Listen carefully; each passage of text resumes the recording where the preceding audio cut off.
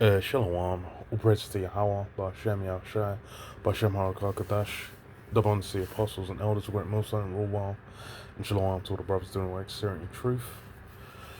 Yeah, you had the latest round of the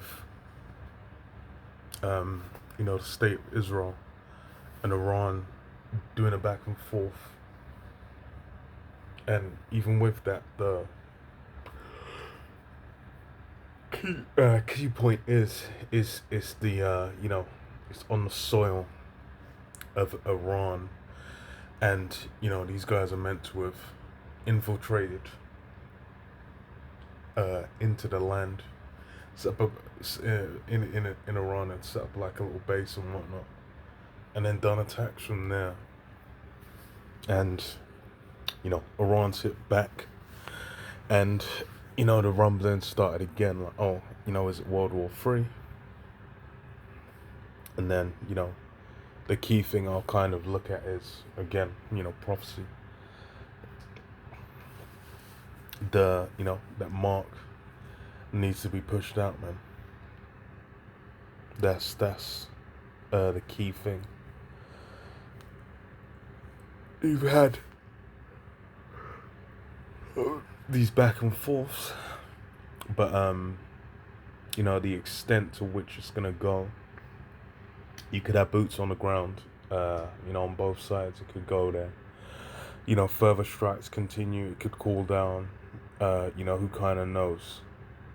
Oh, we'll have to wait and see. There's on AP News, says Israel strikes Iran's nuclear sites and kills top generals. Iran retaliates with missile barrages.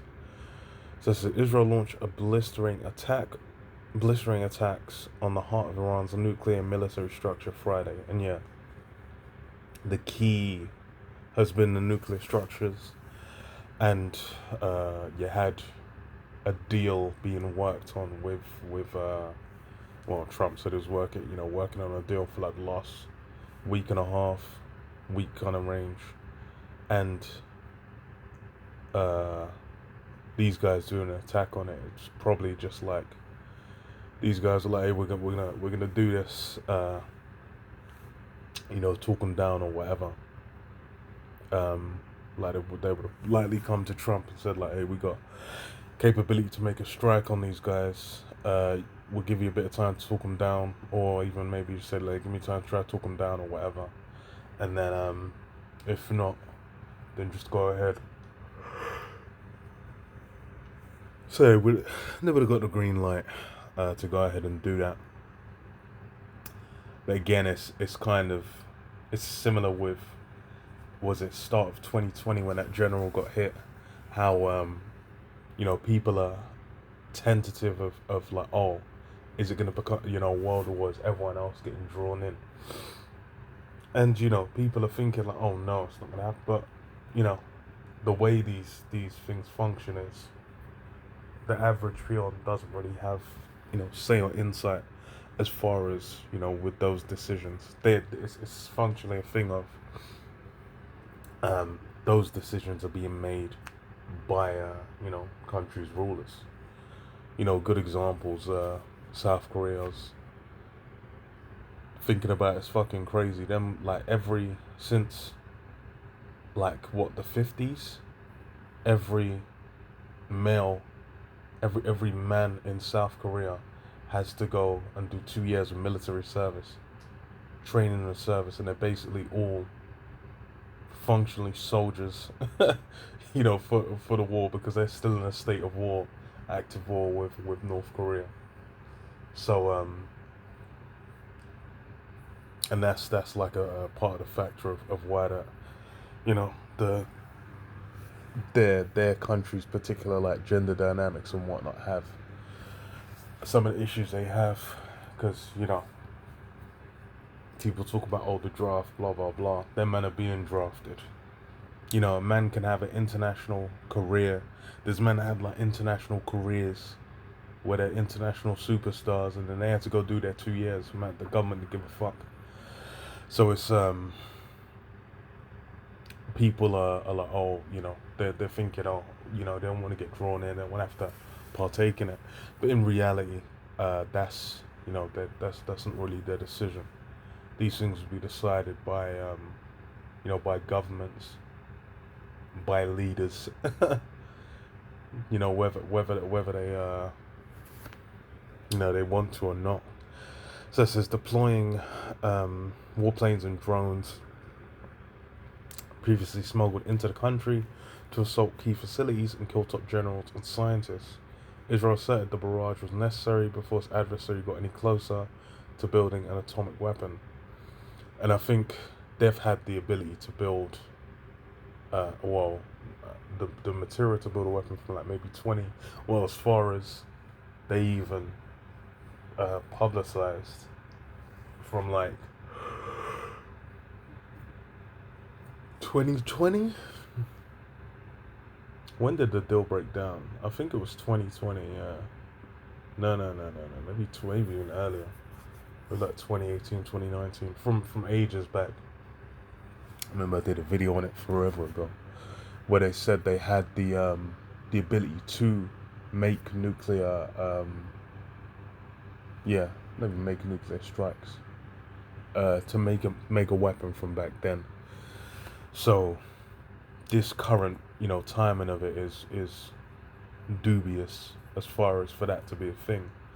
The only thing would be if they got rocket technology, missile technology from someone, probably be either North Korea or Russia. But you're never really gonna know the fullness of what's going on behind the scenes, because I don't think they've done missile tests. And that would probably, if they're trying to stop them doing missile tests, that would probably be the kind of angle I'll be seeing it from. But who knows as far as that, they ain't gonna come out and fucking say that shit.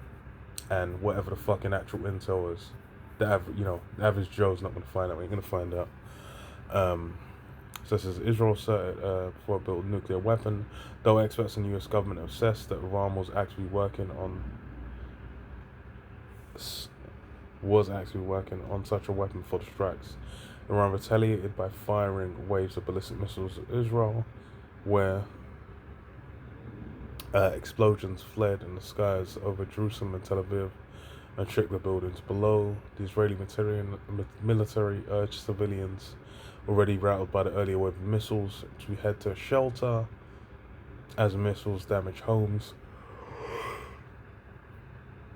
It killed 2 people.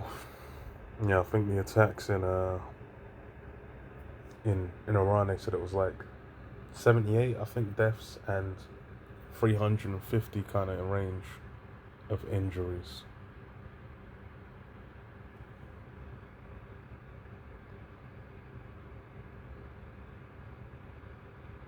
Yeah, man hit all over the joint.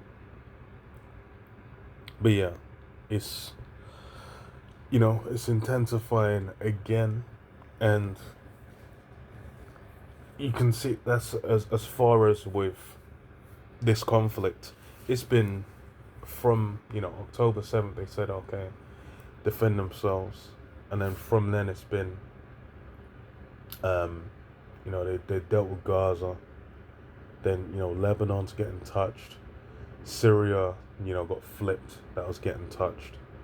And now Iran. So it's more or less, and it's like Netanyahu. Anytime he gets into a sticky political situation, because that happened again where I think it was he just about managed to maintain his government. A military conflict, with nearby nearby a military conflict with nearby nations kicks off, man. It's his timing is amazing. So 78 people were killed, 320 were wounded. Yeah, it's not 350, 320. But yeah, it's it's a back and forth, and it's we observe, and then we filter it through prophecy, man. Because I read this Matthew 24:3. I should start from verse 4. It says, "And Yahushua answered and said unto him, Take heed." Well, I start from 3. "And as he sat upon the Mount of Olives, the disciples came unto him privately, saying, Tell us, when shall these things be? and what shall be the sign of thy coming and of the end of the world.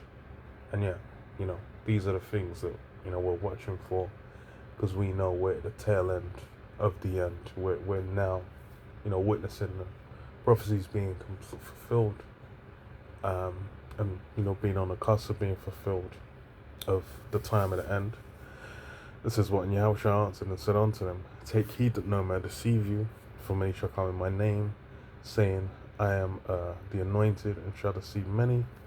And ye shall hear of wars and rumors of wars, and see that ye be not troubled, for all these things must come to pass, but the end is not yet. Yeah, so wars, rumors of wars, these are part of the end, which is why, we see. And then we know what the least of the flock will draw them out, man. That land, that state of Israel is a key component. And then that's why you have the discussion around it as, what's gonna, draw everyone in. Everyone's talking about, are we gonna, is the US citizens gonna be drawn in? Is is EU gonna jump in? Is France? Is Germany? Is the UK gonna have to jump in? Because why? That's it's the focal point, and that's a big global spot, geopolitical center that it seems small, it seems insignificant, but everyone is invested and drawn in, man.